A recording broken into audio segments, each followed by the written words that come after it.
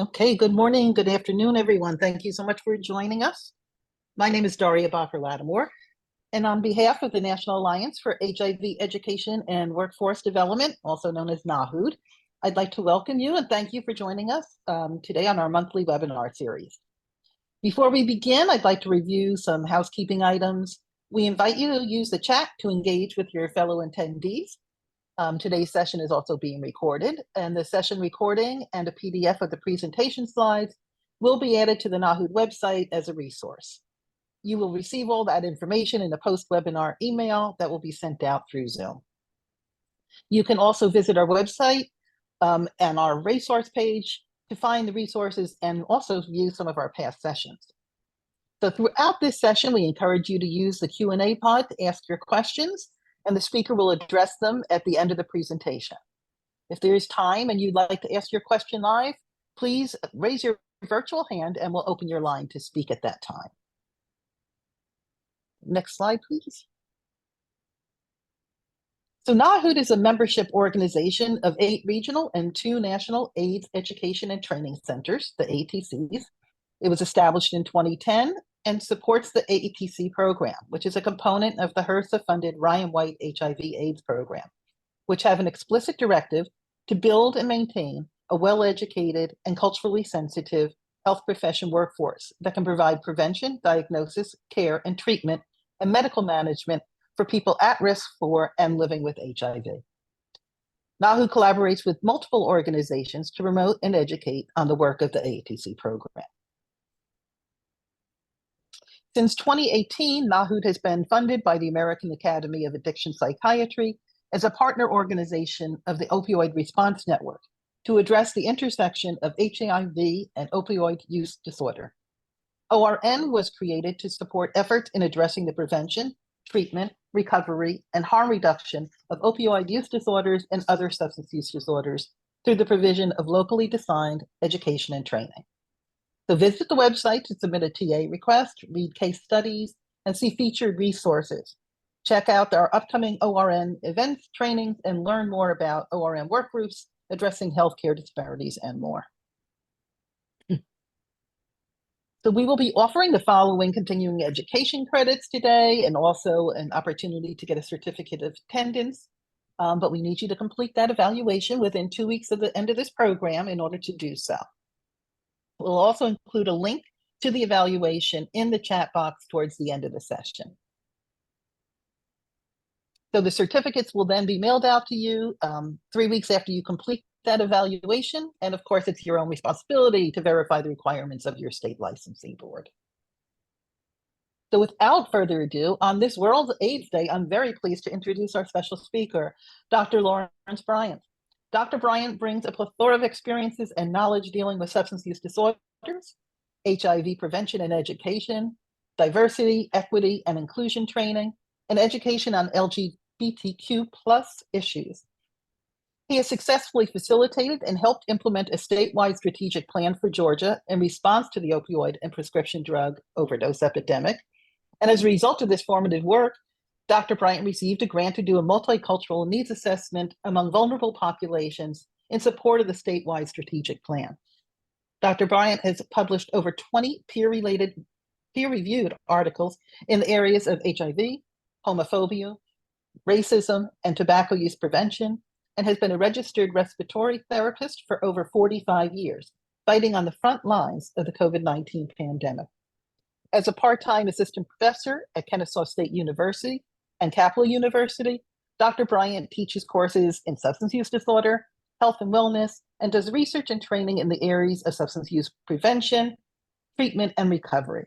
Dr. Bryant is founder and CEO of Passion and Purpose Consulting, providing training and education on behavioral health, HIV, DEI, and substance use disorder issues. We are so happy to welcome you today, and I will turn it over to you. Thank you so much. Thank you. Can everybody hear me? Yes. Okay, I'm going to go ahead and share my screen. And firstly, I want to thank both my colleagues for that wonderful introduction. And I definitely am honored to participate in what I consider a phenomenal opportunity to talk about substance use and HIV among African American same-gender loving men. We'll examine and discuss issues and trends in that topical area. But firstly, I want to just thank the National Alliance for HIV Education and Workforce Development for this opportunity, and particularly Liz Lazo and Dr. Lattimore, who will be moderating this and has worked tirelessly behind the scenes. And so I want to acknowledge that. I want to say thank you before moving forward. And also, Dr. Lattimore, thank you so much for that wonderful acknowledgement.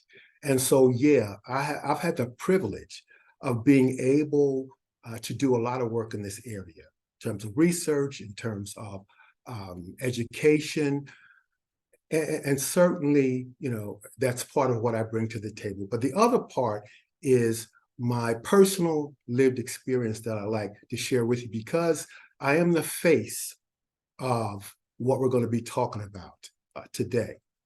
I'm in recovery.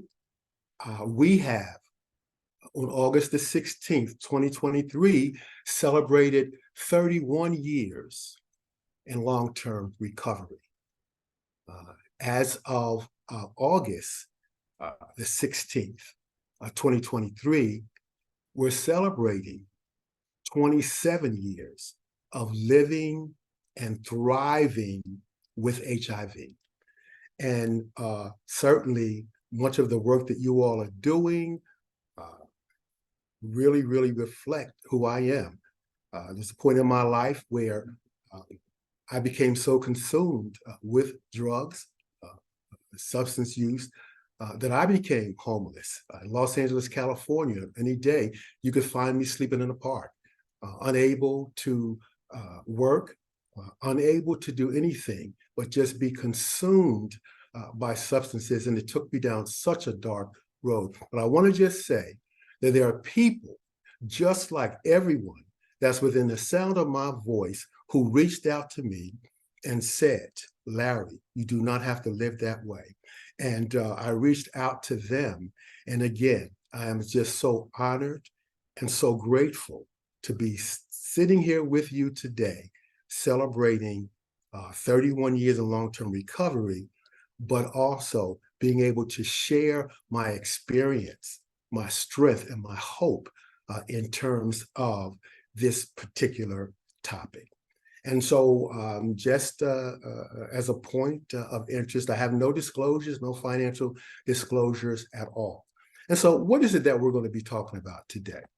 So I really want you to take away something. I want something tangible that you can do to change the way that you are doing the things that you do. So we want to identify at least 5 issues related to substance use in the African-American same-gender loving community. We want to be able to describe at least 3 challenges related to race and homophobia within this community. And we're going to explore some issues related to HIV/AIDS and health disparities related to that in the same gender loving community. And lastly, we want to identify at least 3 innovative treatment strategies and activities that we can engage in working with this population, but things that we can do to literally change the way that we do things on a day-to-day basis, and being able to better help this very vulnerable population. And so I want to just sort of explain the term same-gender loving. Not everyone is familiar with that term, but it simply refers to Black gay men, or men who engage in sex with the same gender. Now, normally we're referred to as Black gay men, we're referred to as Black MSM, men who have sex with men, but Cleo Manango in the mid-90s coined a term that he thought would better reflect who we really are. We are individuals who engage in love, engaged in support, engaged in activities that support each other, and we are more than just those individuals who just have sex with each other. So it more appropriately, in my estimation, explains and sort of is an example of who we really are and what we like to be referred to, those individuals who love the same gender. So overall, I mean, there are many substances that we could talk about, but just because of a matter of time, I want to focus a little bit on opioids, but mostly I want to focus on stimulants as it mostly and sort of significantly impacts the same-gender loving community and the LGBT community overall. So I want to start off with opioids. Now, and I'm starting with opioids because this is part of the national conversation. It was touted by our sitting president at the time that the opioid epidemic was a national public health emergency. And so if we contrast that to the response in this country, and particularly law enforcement, for example, the crack epidemic, the response was totally different.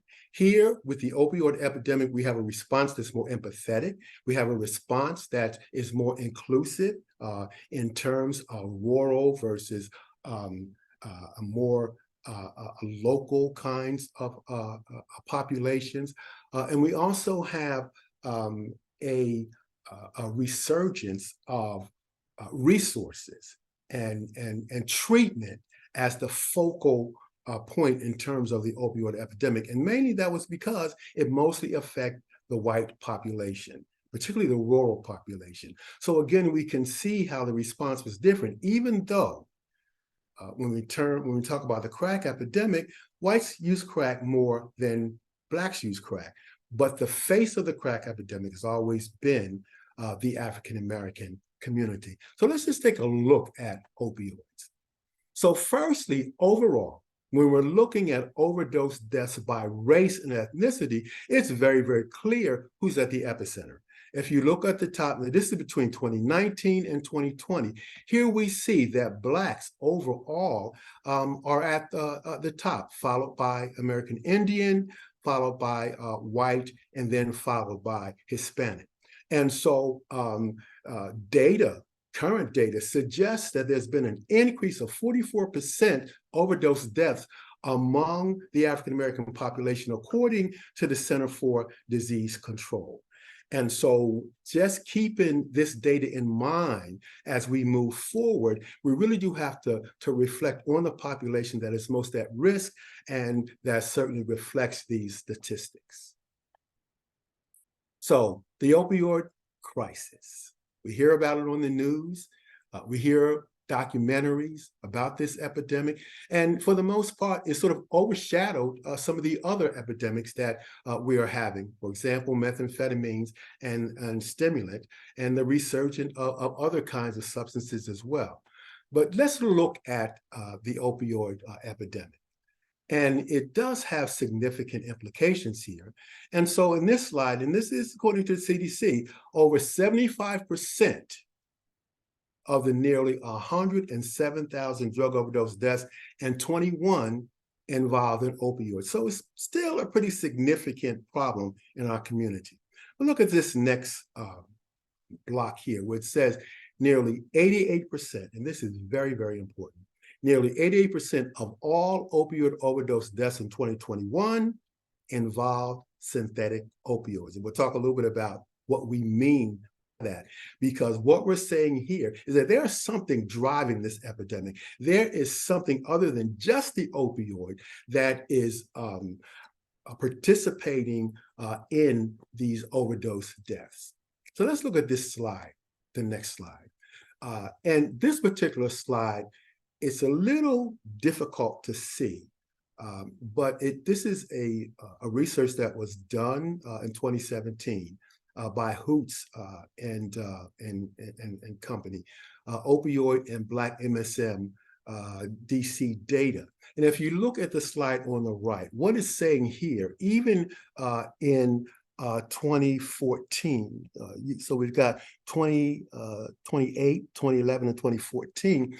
If you see in this first column here, where it says Black MSM, when you look at the trajectory, it's saying that for each year, the trajectory has increased, and it's increased significantly. While the prevalence is not as much as other communities, when we look at the trajectory, and that's what we're concerned. We're concerned with incidence.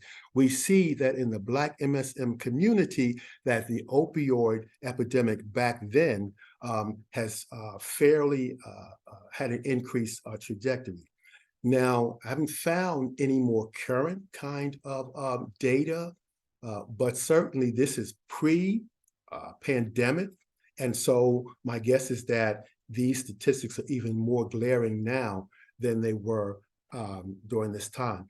But also, if you look what is significant here, when you look at the white community, you'll see that the trajectory has decreased each year. And so that is significant, and suffices to say that there is a problem in terms of the opioid epidemic in the Black MSM, or as we refer, the Black same-gender loving community. And so as I mentioned, that there's a catalyst that's really, really perpetuating the overdose deaths. And so in this slide, we see that this is data from 2021. So it's fairly recent data. And this is the 12-month ending provisional number of overdose deaths by drug or drug class. So if we see the Black line here, we'll see that that represents opioids. And we can see that between 2019 and 2020, the trajectory increased rather steeply in terms of opioid use. But look at the brown line. The brown line also indicates that synthetic opioids, particularly when we're talking about synthetic opioids, increase along with and is driving the overdose deaths. And so that's an important point to remember as we move forward.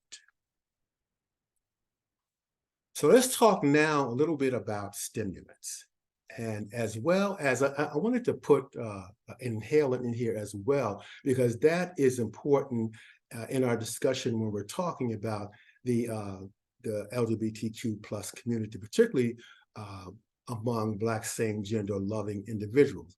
So we'll take a look at methamphetamines, particularly crystal meth, powder cocaine, as well as crack. And again, the epidemic really had the face, when we talk about the crack epidemic, really had the face of African Americans when we looked at the news, and when we looked at just how the crack epidemic was sort of meteorized.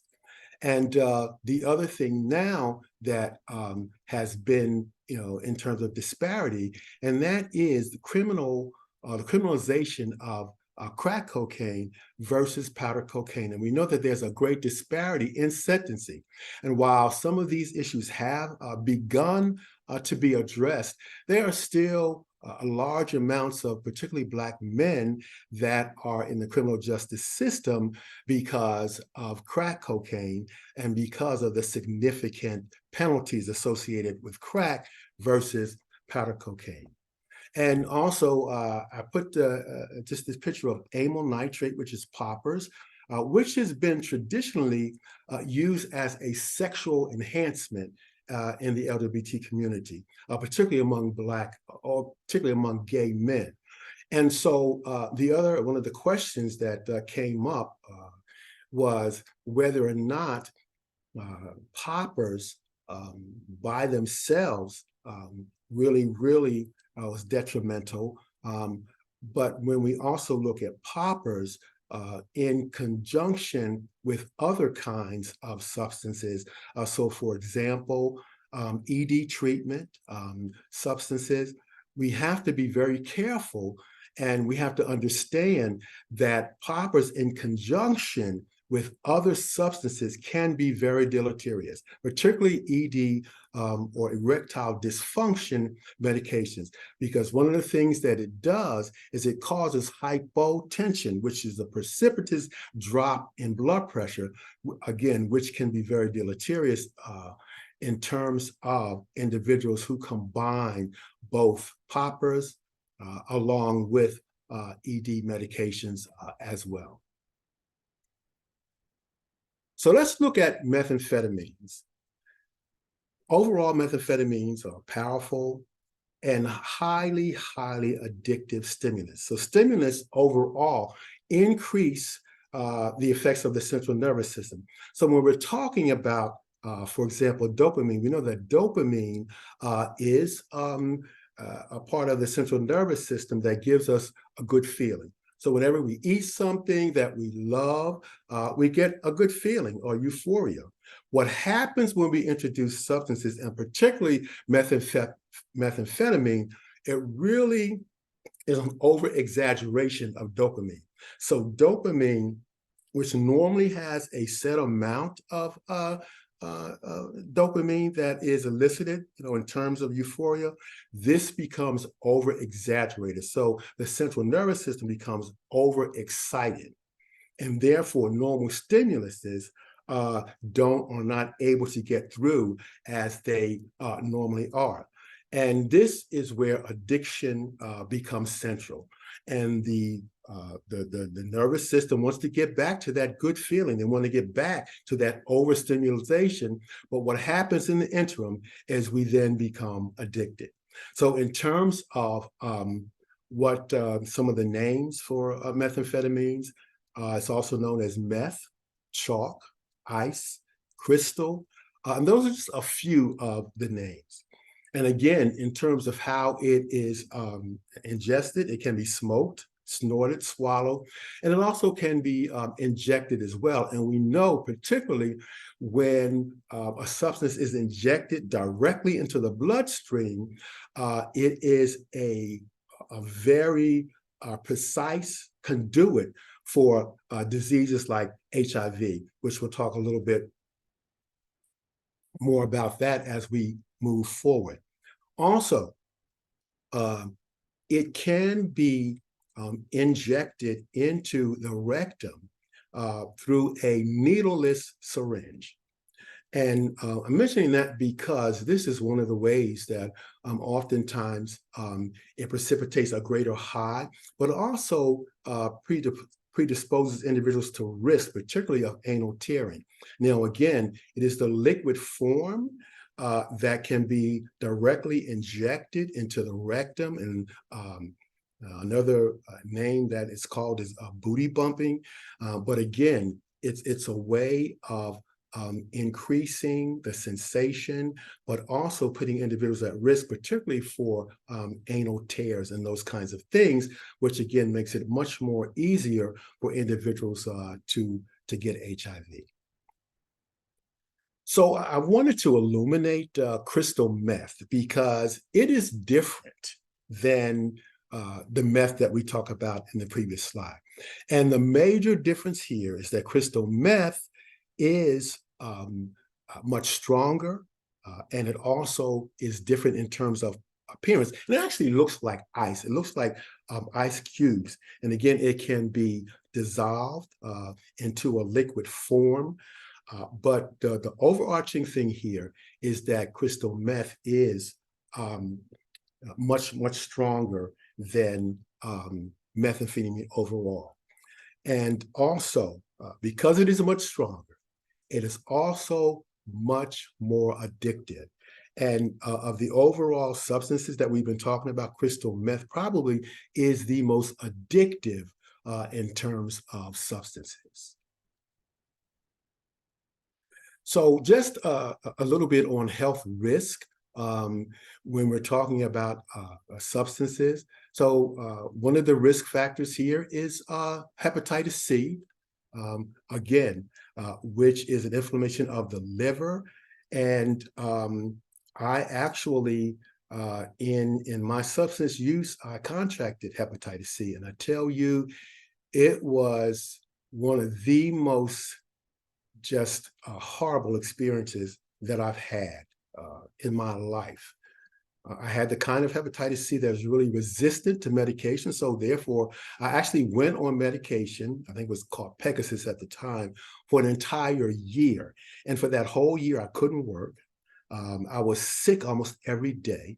And literally, I had to give my own self injections. And at the end of that first year, it did not work because the particular type of hepatitis C that I had was much more resistant to medication.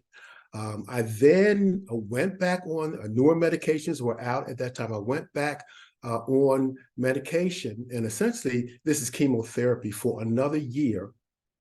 And while I wasn't as sick, nevertheless, I couldn't work for that year as well. But fortunately, because of the new medications that are out around hepatitis C, I never will forget the day that I walked into my doctor's office after having been on this for a year to get the news of whether or not this worked or whether it didn't work. Fortunately for me, my doctor said to me, Larry, you are fortunate. You are now hepatitis C free, and you can go on and live your life because you are just one fortunate individual. And so I'm so grateful for that. But, you know, it was just a very tumultuous time in my life, just in terms of having to take that medication. And of course, there are other issues, for example, with crystal meth and methamphetamine, dental issues where the gums themselves begin to deteriorate, and we get this significant kind of gum damage and teeth damage in terms of using crystal meth or methamphetamines. And also, again, HIV/AIDS is another factor. And one of the things that happens, particularly when we're using substances such as crystal meth or methamphetamines or even opioids, is it really does reduce or reduce our inhibitions. So things that we normally might not do, or precautions that we may normally take, all of those fall by the wayside oftentimes when we're using some of these substances. And again, you can see that very clearly, the dental damage that happens with methamphetamine use and crystal meth particularly. So the other thing I want to talk a little bit about is meth use promotion. So there are dating apps that have become very, very popular now that really market substances. They have a variety of different kinds of messaging that happens that let individuals know that they want an experience where they're using substances, particularly crystal meth. And for example, you may have a profile with a T at the somewhere in their profile, which stands for Tina, which is another name for crystal meth, which simply means that they want to engage in an activity using crystal meth. Also, they have circuit parties that are also advertised on some of these websites, these gay apps that market these circuit parties that just go from city to city and have these sort of group sex where oftentimes crystal meth and other substances are used during this time. And also chemsex is another way, a method where these sex parties happen, and oftentimes crystal meth is involved. And the overarching thing here is simply because crystal meth is a sexual kind of aphrodisiac that really promotes sexual pleasure, and most use crystal meth for that reason. And again, some of these are actually marketed in some of these apps. Now, I want to make it clear that this doesn't happen in terms of everyone in the same gender loving community, but there is a segment of the community that engages in these activities. So we don't want to paint this picture, this overarching picture that says this happens with everyone in the community, because it certainly doesn't. And also, some individuals who try substances or use substances, not everyone who uses substances actually become addicted. As a matter of fact, overall, a smaller portion does. And the other thing here that's important in terms of crystal meth, because in the past, crystal meth basically have been relegated to the white gay community, but it's slowly over time has transitioned into the Black gay community through white gay partners. And so again, and you'll see it in the next slide, there's a significant amount of crystal meth now being used in the same gender loving community. And also when we look at behaviors and when we look at some of the racist and kind of oppressive kinds of activities that happens with the use of crystal meth, we'll see in a video that we're going to show shortly of just how this really has been very detrimental for some individuals within the same gender loving community. And so I want to just share with you this video, this short video, because it really talks about Ed Buck, who was a white gay man who really exploited homeless Black men who were down on their luck, lured them into his apartment to use crystal meth, and 2 of them died as a direct result of him injecting them with crystal meth.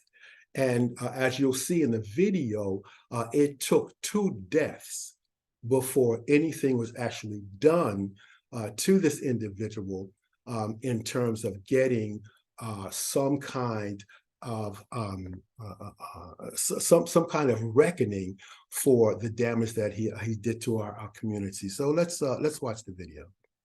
And as we're watching, I want you to just kind of think about what comes to mind when you're watching this. And I'd like you to put your thoughts into the chat as we move forward. Now to a big arrest overnight. A major Democratic donor, Ed Buck, is in custody this morning, charged with operating a drug house and linked to the deaths of 2 men at his home. Our chief national correspondent, Matt Gutman, is in West Hollywood with the latest. Good morning to you, Matt. Hey, good morning, Michael. In the space of just a few months, Ed Buck went from being Democratic Party darling to accused predator, with the LADA saying that he lured men struggling with homelessness and addiction to this apartment with the promise of drugs, money, and shelter. But for 2 of those men, it ended in death. And the LADA says that for others, in near fatal overdoses. Overnight, prominent Democratic donor and LGBTQ political activist Ed Buck arrested after a 3rd man was allegedly overdosed at his West Hollywood home. Buck, seen here being let out of his Hollywood apartment and placed in the back of a police SUV, trying to duck photographers. But he's been highly visible as a Democratic donor, giving more than $100,000 to the party over the years and hosting fundraisers for Hillary Clinton, former Governor Jerry Brown, and Congressman Ted Lieu. This morning, Buck is charged with battery, operating a drug house, and providing methamphetamine to a 37-year-old man who survived an overdose after investigators say Buck injected him with the drug. But according to prosecutors, 2 other men weren't as lucky. We're going to be out here every night.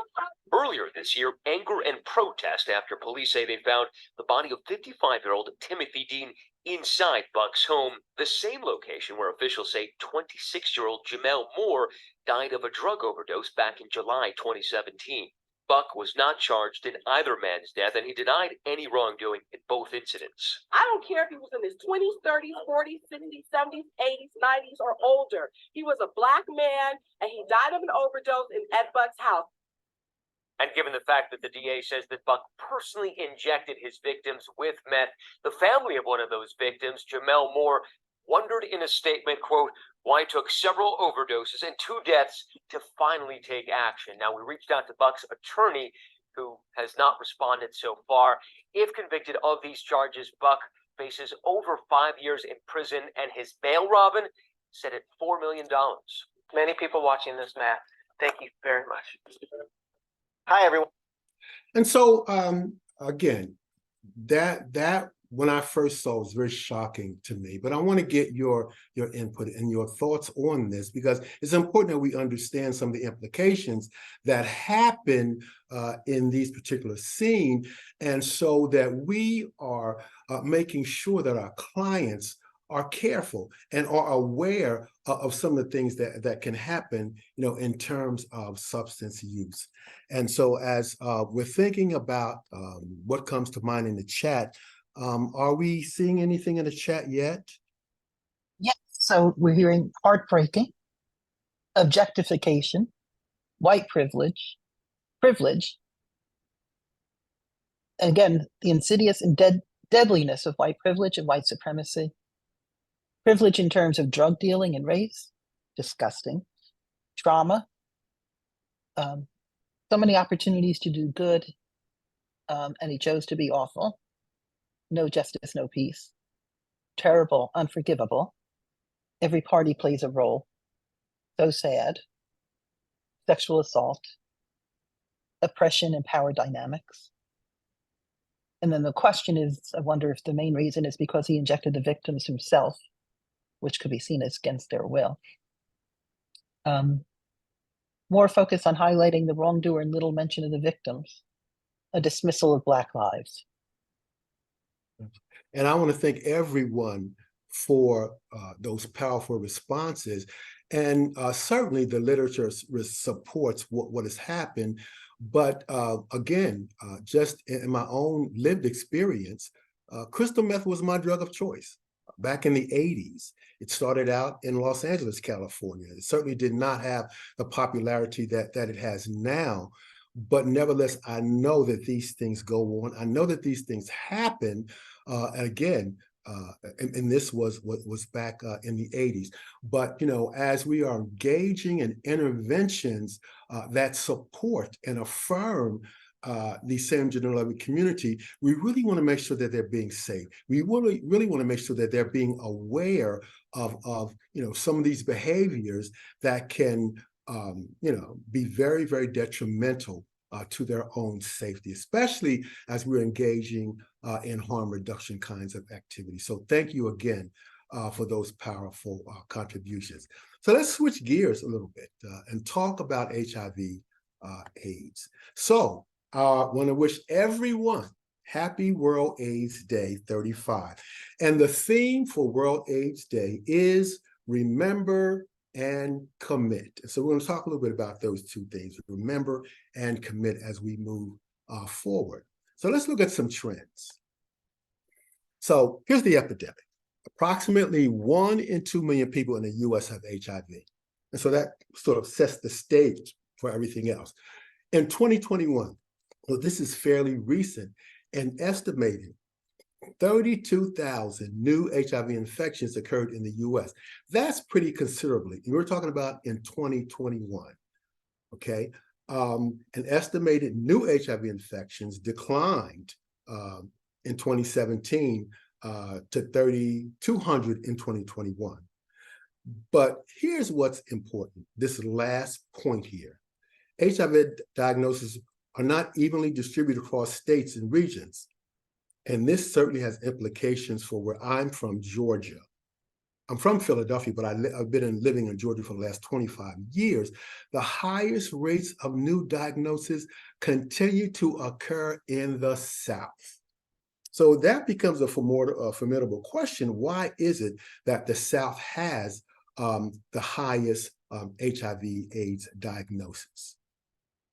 And so this sort of even pinpoints it even more succinctly when we look at what population has or is at the epicenter of the epidemic. So these are new infections and how they disproportionately affect Black, gay, and bisexual men, and here it is, heterosexual women. So let's just look at the bar on the left-hand side for gay and bisexual men. So you have Black, you have Hispanic, and you have white. And it becomes very, very clear that Black same-gender loving men are at the epicenter of the epidemic.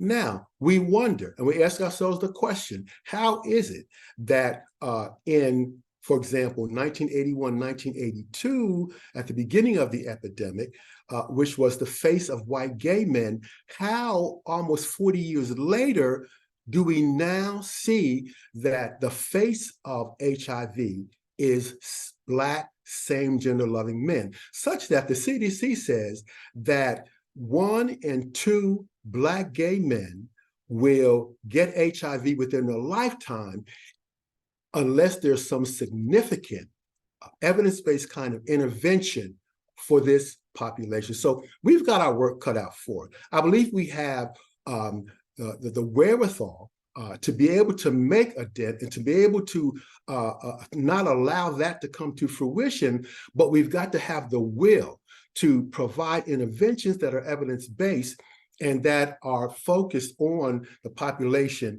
that's most at risk. And also, again, heterosexual women also have increased risk in terms of HIV compared to Hispanic or white. And so here's the other thing that I also want to make clear when we're talking about populations and LGBTQ, we really have to look at these populations from a holistic perspective. And sure, we're talking about same gender loving men, but we also cannot forget about HIV negative persons as well. We can't forget about lesbians. We can't forget about bisexuals. We can't forget, about cisgender individuals when we're talking about treating this community and just treating this disease from a more holistic perspective. Now, I know that certain funding streams are only focused towards one community, but I say that whenever we can, we really do have to include and be inclusive of other communities as well. So, for example, heterosexuals that may not believe that they're at risk for HIV, they still need to be educated. They need to be educated on things like PrEP and those kinds of things that can keep them HIV negative. And so I want to do a quick knowledge check in terms of HIV, and we can, HIV risk, or I'm sorry, substance risk. So let's look at this poll. And so what we're saying here is substance use and HIV among African-American same-gender loving men. All are health risks associated with crystal meth, except, so there's one thing here that's not associated with crystal meth. So is it endocarditis? Is it HIV/AIDS? Is it dental problems? Is it blood infections? Or is it gynecomastia? And so I'll give you a few minutes to come up with the poll. Just a few minutes. What do you think? What do you think? What do you think?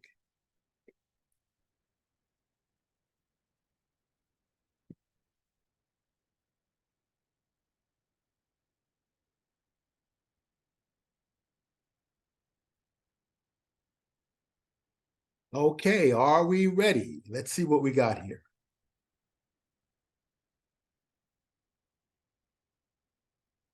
Wow. Okay, so I guess I can't fool you all. And the correct answer is F, which is gynecomastia. Gynecomastia is a disease which is male enlarged breast. And so that certainly is something that is not associated with substance use disorder. So thank you for participating in that. And so one of the questions also that came up was, is crystal meth particularly associated with the LGBTQ community or the same gender loving community? And so I wanted to share with you a study that was done by Hassan. And it explored influences on methamphetamine use among Black, gay, bisexual, and other men who have sex with men. And this study was very, very interesting. They did 8 focus groups, and this was in 2019, December 2019 and March of 2020. So it's a fairly recent study. And the participants had some, what I consider some very interesting findings in terms of this research. So first, participants unanimously agreed that methamphetamine use was increasingly prevalent among Black same-gender loving men in Atlanta. And this study was done in Atlanta. Okay, so that's the first point. Second, participants describe contributing to increasing methamphetamine use, including its use as a sex drug, as a response to the stress, housing instability, mental illness, these other kinds of co-factors as well. And one of the overarching things that also came out of this study is that many of these trends impacted health and well-being and also had the potential to undermine HIV prevention and treatment efforts. And one of the clear things that came out is that crystal meth was moving from the white gay community to the Black same-gender loving community, and we are really not talking about this. And so if we've not learned anything else about the HIV/AIDS epidemic, is if we don't include individuals, even though the prevalence might not be as significant as the white community, nevertheless, we don't want the face of crystal meth at some point in time to reflect same-gender loving men. So we really have to make sure that we are paying attention to crystal meth use in the same-gender loving community. So how committed are you? We're going back to the theme of commitment or commit as well as remember. So now I want to get into some action-oriented kinds of things that we can do in terms of affirming same-gender loving men. The first thing that we can do, and this is something the Addiction Technology Transfer Center has a wonderful document that I use. I actually sit this document on my desk so that I'm able to see it as I'm writing different things, but as I'm also engaging with the community in terms of language. Language does matter. We want to promote language that's respectful, language that affirms and supports individual. And so when we look at this, we've got stigmatized language, and we have preferred language when we're talking about substance use disorder. So the one overarching thing, we try to move away from a stigmatized language. For example, the term addict. We replace that with more person-centered language, a person with a substance use disorder. That's person-centered, where we're focusing the person as most important and not the person with the disease.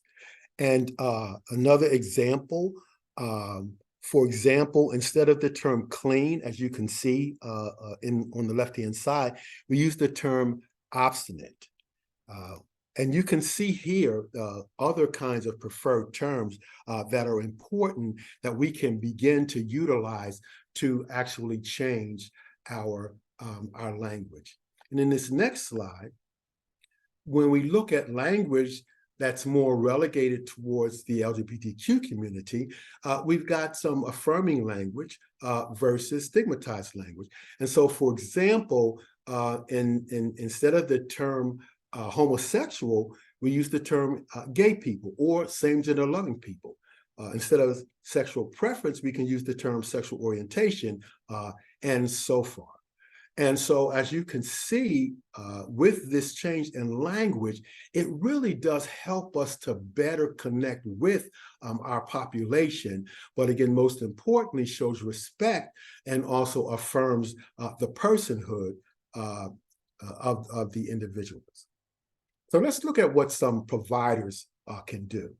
So again, we talked about showing respect. One of the ways we can show respect is by using affirming language and understanding, particularly for providers, that sexuality and sex occurs throughout the lifespan. So just because an individual may be over 50 does not mean that they're not having sex. So they also deserve the same kinds of attention and same kinds of intervention that our younger population may have as well. Also, and many of our research supports this, that leadership and staff should reflect the population. And so when we look at engaging with our community, does our leadership and our staff reflect the color of the population? Do they reflect the sexual orientation of the population? And so we want to make sure that we're being aware of that as well. Engaging faith leaders, particularly in a maturing older gay population where faith, particularly African-American community, becomes so central to them dealing with issues such as HIV and substance use disorder. And also issues around diversity, equity, and inclusion. Are we being inclusive, particularly of LGBTQ and same gender loving? When we look at benefits, are benefits inclusive? When we look at our website, does our website or organizational website reflect images of same gender loving or LGBTQ? The issue of cultural humility.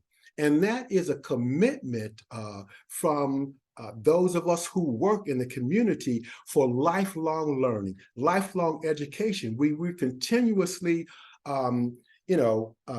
educate ourselves on different cultures. We continuously make a lifelong commitment, not just one presentation here and there, but a lifelong commitment to learning about other cultures and working with other cultures. And of course, language, and really looking at how language can become more respectful and affirming. What are some effective treatment strategies?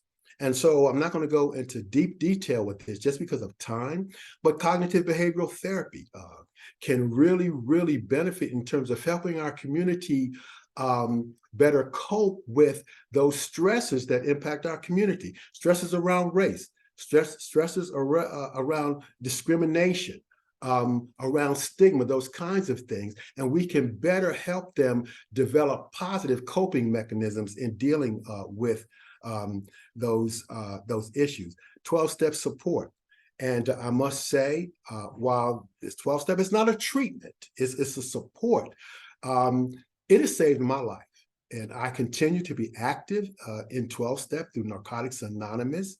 I've been that way for 31 years, but certainly it provides a mechanism where anybody is welcome, and anyone, and it's free. It's free, and almost in every community there is some AA or NA meeting that is available to us all. And other things we know, there's really no treatment in terms of anything other than opioids.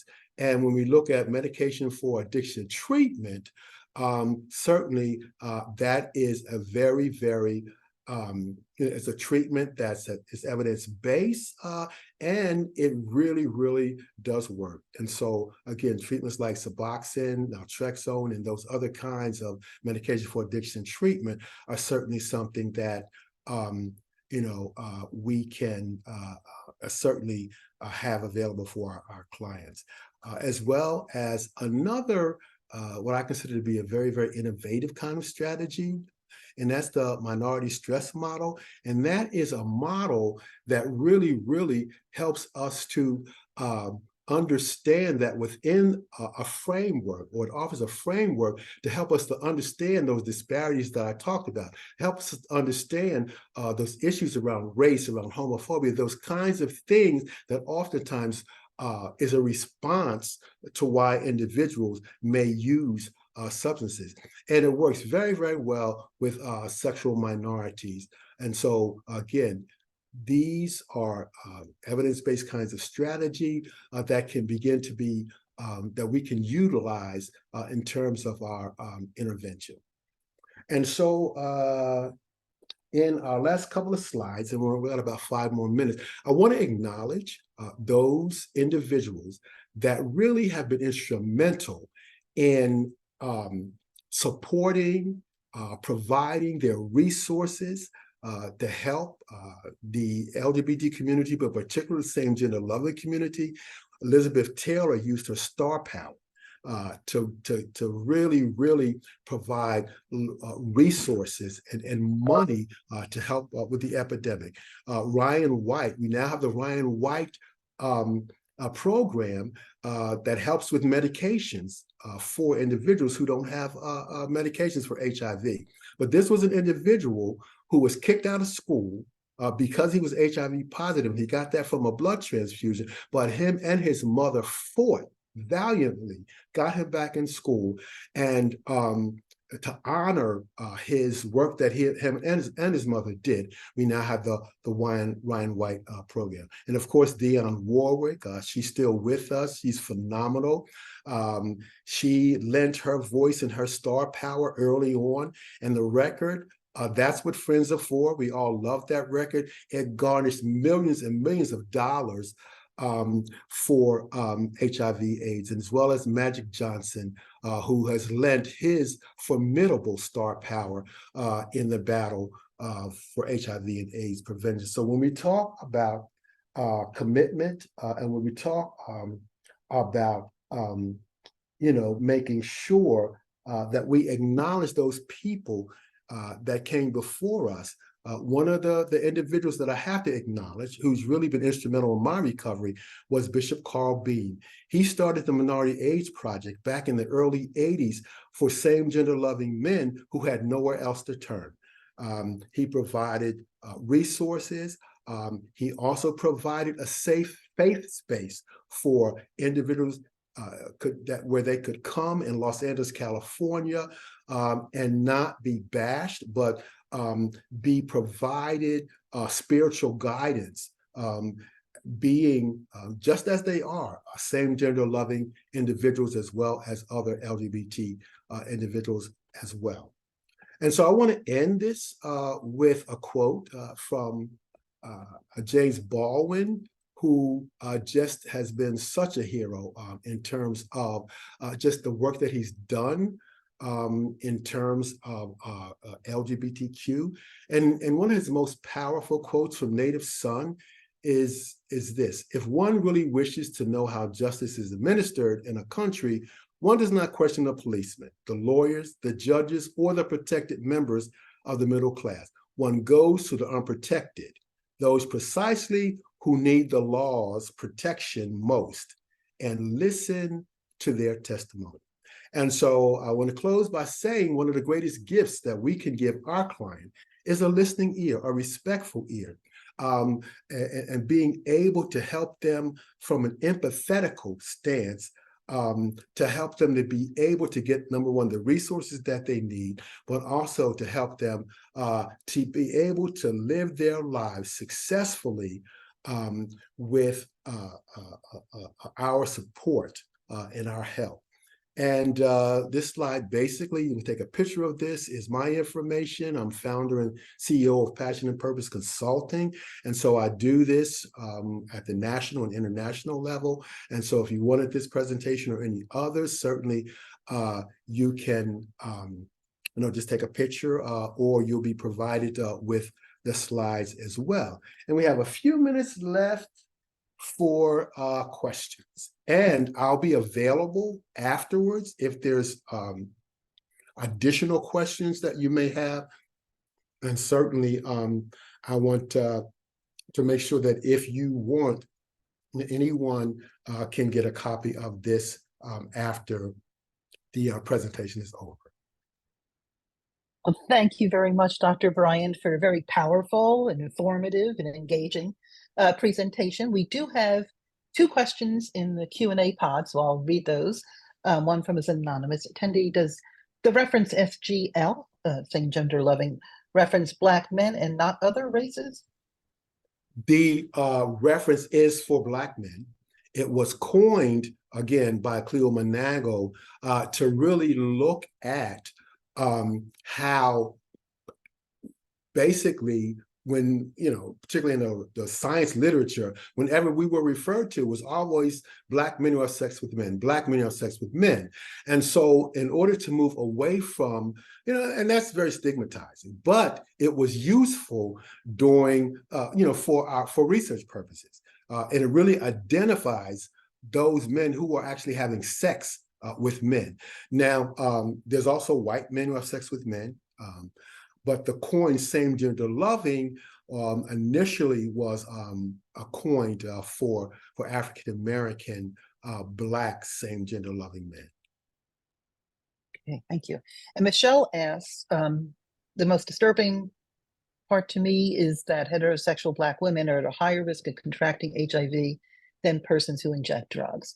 This is confusing. Harm reduction must be working for IV users. What are your thoughts in relation to these two populations? Well, again, and I think I mentioned this in one of the slides, that we cannot exclude any group. And particularly when you look at the trajectory of Black women, again, oftentimes the funding streams are focused on just one population. First of all, that's got to change.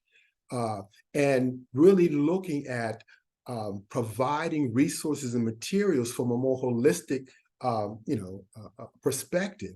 For example, we can't afford, like when we use the term, for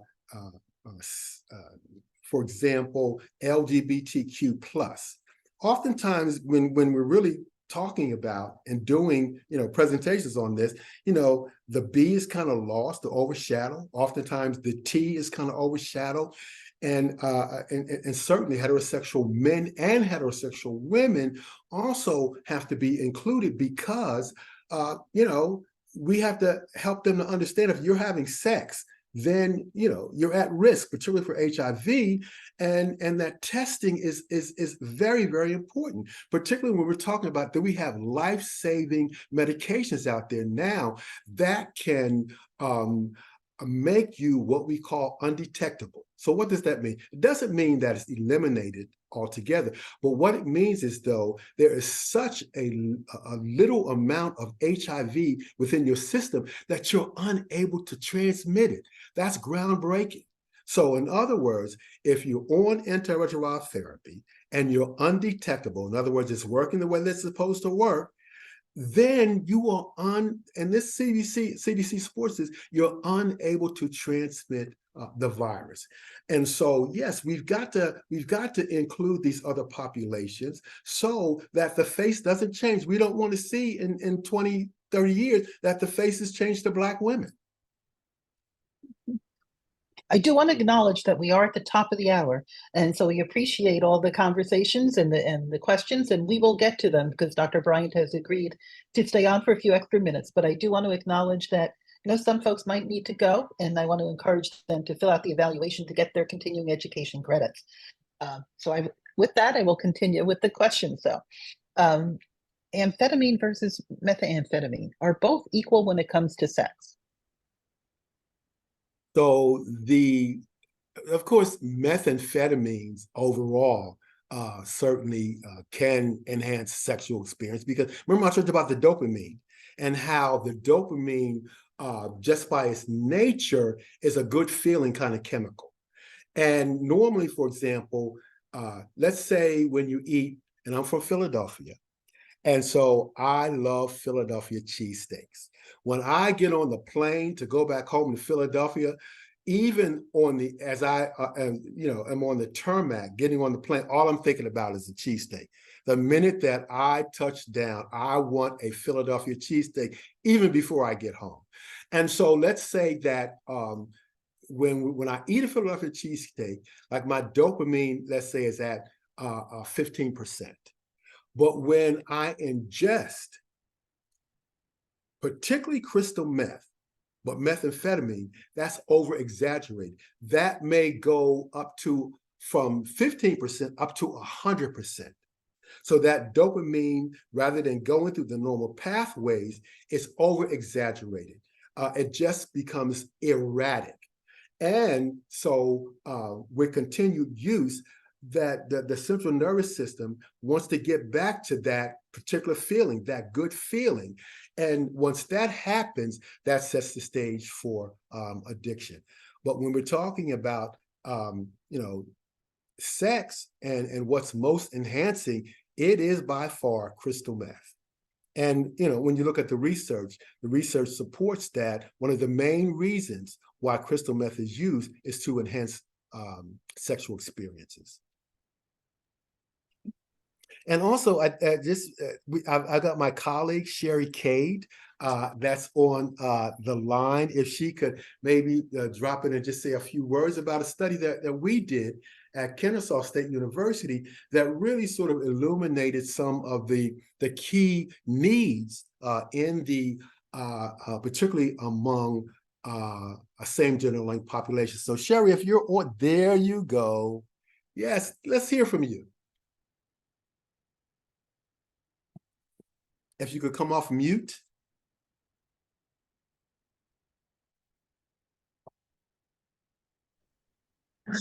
Hi, and thank you, everyone. I want to thank you, Dr. Bryan, for inviting me to say a few words about our study. And I do also want to commend you on the work that you've done in this area. I can hear the passion in your voice. I know you are.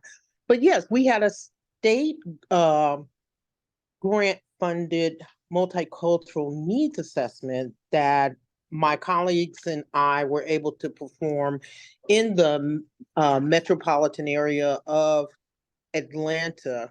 And it was related to the underserved populations and their unmet needs and their recovery journey from non-medical use of opioids and other substances.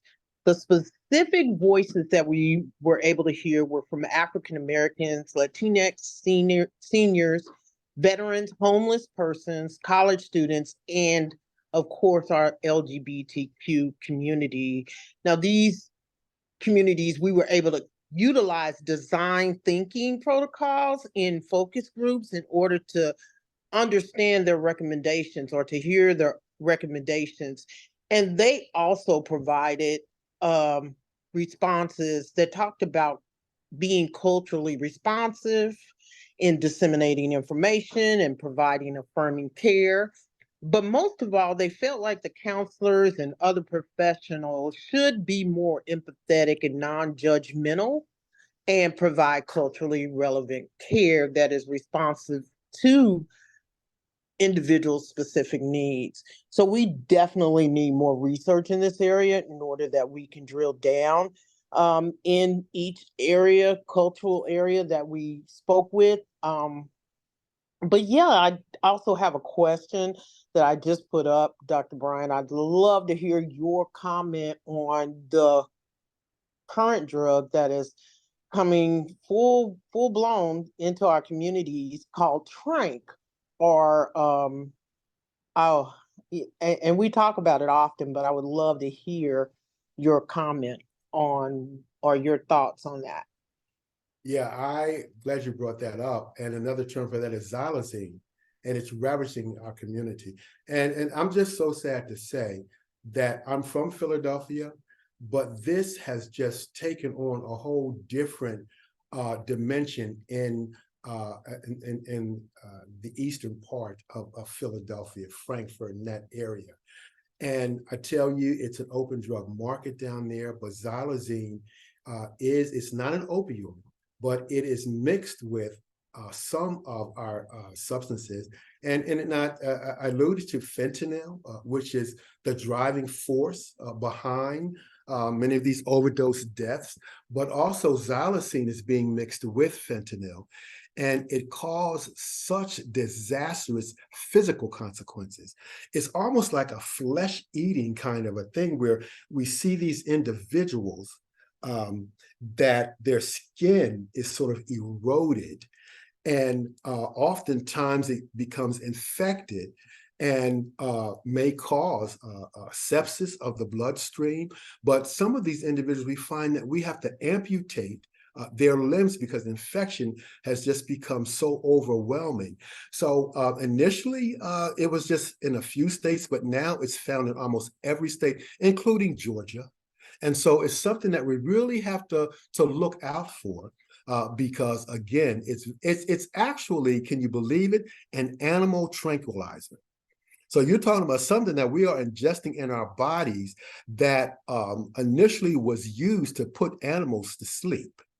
And so, again, these are some trends that are happening in our community that we must be aware of. And if you get a chance to just go online on YouTube and just put in Philadelphia and xylazine, and you will see just something that, and I was born and raised in Philadelphia, and I just could not imagine something like this that's happening right in my hometown. Thank you so much for sharing. We have a couple more questions I'm going to try to get to. Let's see, this questionnaire says that, first of all, thank you for being our speaker today. And the question is, in your profession, I guess professional opinion, if I'm not reading this correctly and you're still with us, you can raise your hand and clarify, but would be the best option in navigating the 12-step process for patients with HIV? Well, again, the 12-step process is an anonymous process. And so it may just be that a person may have HIV, but it certainly doesn't have any relevance in terms of being in or being supported by a 12-step program.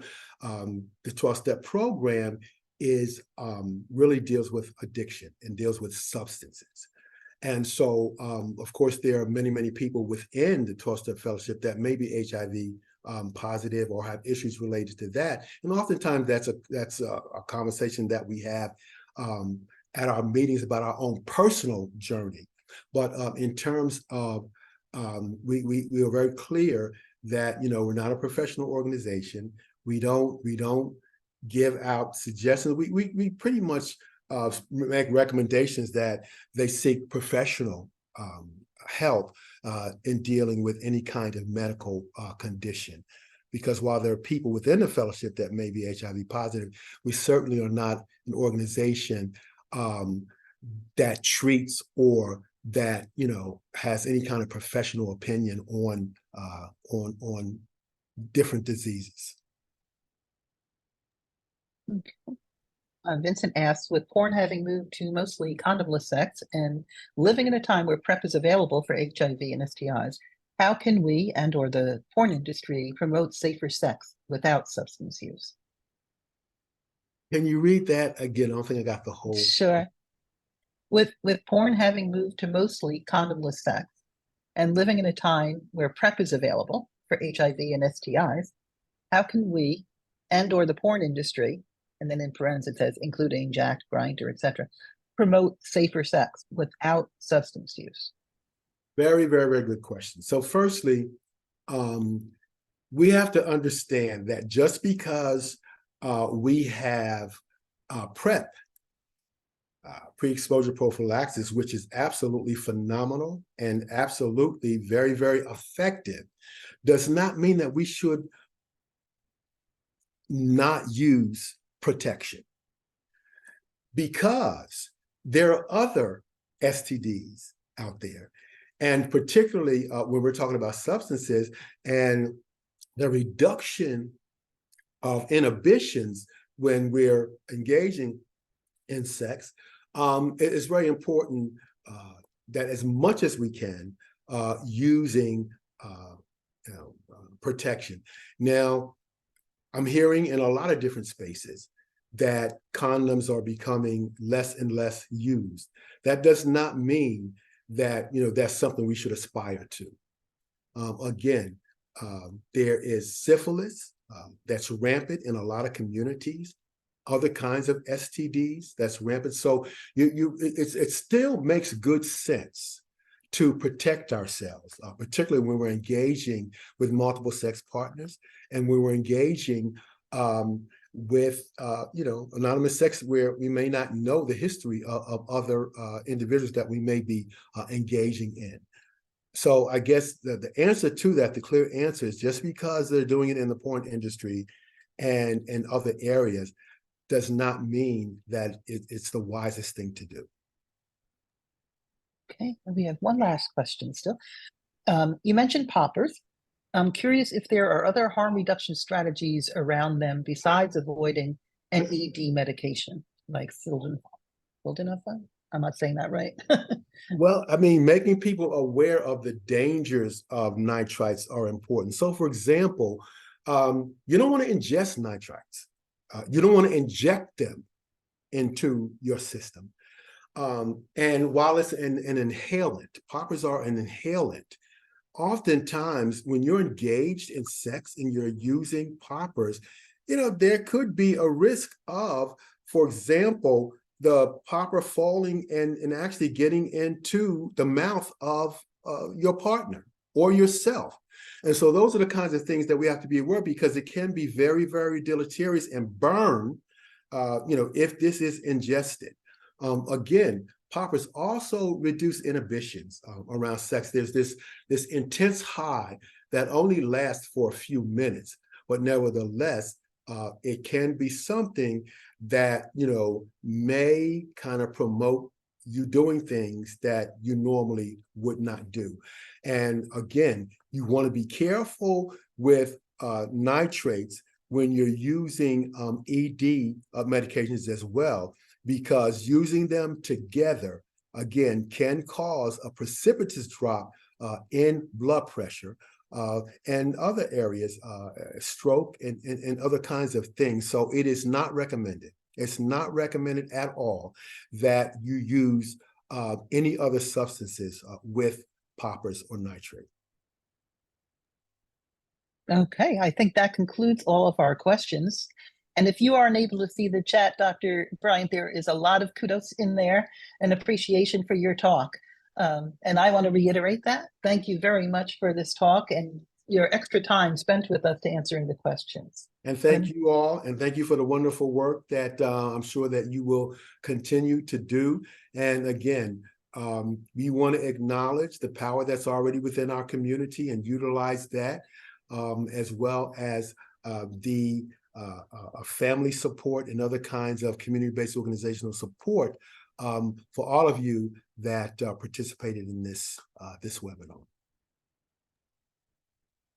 Thanks, everybody. And be sure to fill out your evaluation and also to get your continuing education credits. Take care.